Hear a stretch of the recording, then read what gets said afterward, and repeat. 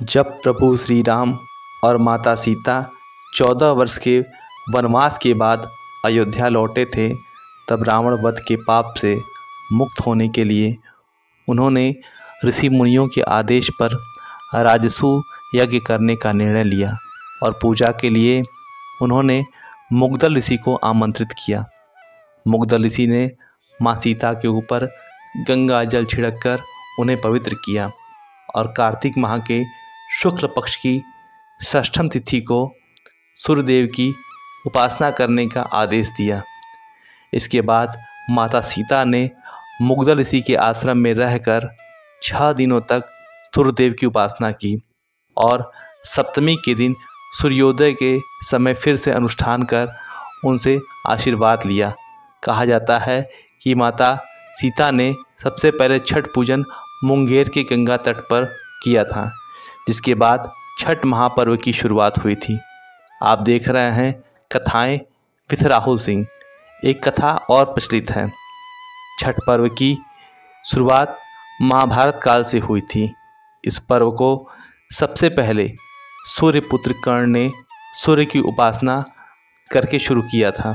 कहा जाता है कि वह भगवान सूर्य के परम भक्त थे और प्रतिदिन घंटों तक पानी में खड़े होकर सूर्यदेव को अर्घ्य देते थे।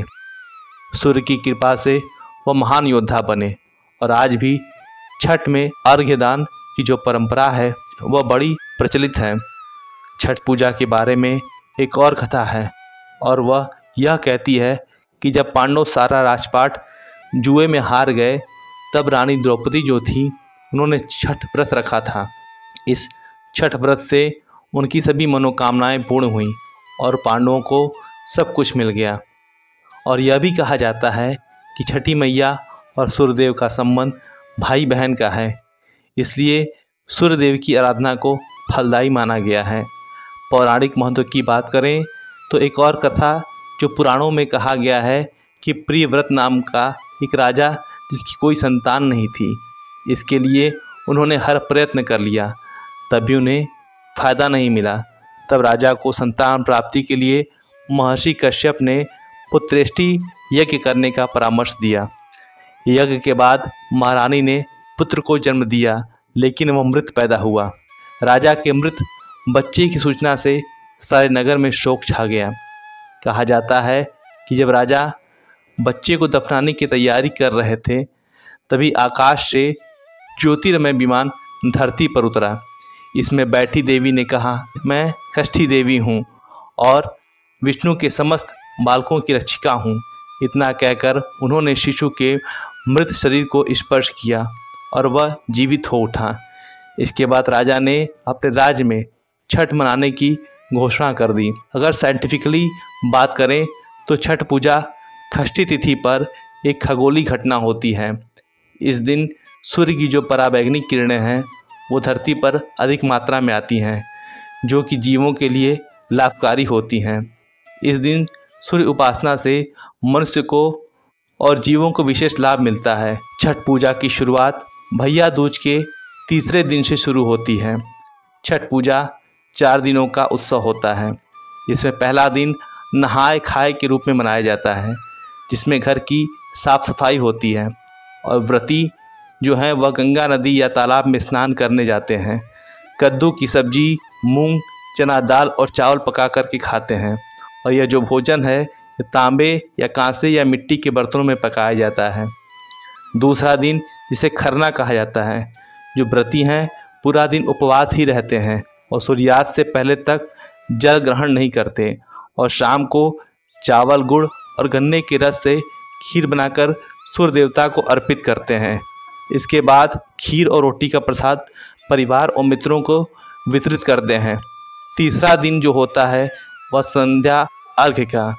यह जो संध्या अर्घ्य होता है, इसमें व्रती डूबते हुए सूर्य को अर्घ्य देते हैं। इसके लिए बहुत ही स्पेशल प्रसाद बनता है, जैसे ठेकुआ और चावल के लड्डू बनाए जाते हैं और फलों सहित एक खास बांस से बने टोकरी में लेकर घाट पर जाते हैं। घाट पर बैठकर व्रती सूर्यदेव को अर्घ्य देते हैं और सूर्यास्त के समय 5 बार परिक्रमा करते हैं। और चौथा दिन जो आता है छठ का वह होता है उषा अर्घ्य। इस दिन उगते हुए सूरज को अर्घ्य अर्पित किया जाता है। प्रति सूर्योदय होने से पूर्व घाट पर पहुंचकर सूर्यदेव की पूजा करते हैं और लौट करके पूजा का प्रसाद सभी में वितरित करते हैं। जैसा मैंने बताया था कि माता सीता ने सप्तमी के दिन जो कि सूर्य भगवान की सूर्योदय के समय उपासना की। व्रती जो हैं उनके लिए यह व्रत थोड़ा कठिन होता है, क्योंकि 4 दिनों तक उपवास रहना पड़ता है और अन्न और जल का त्याग करना होता है। सिर्फ एक बार प्रसाद ग्रहण कर सकते हैं।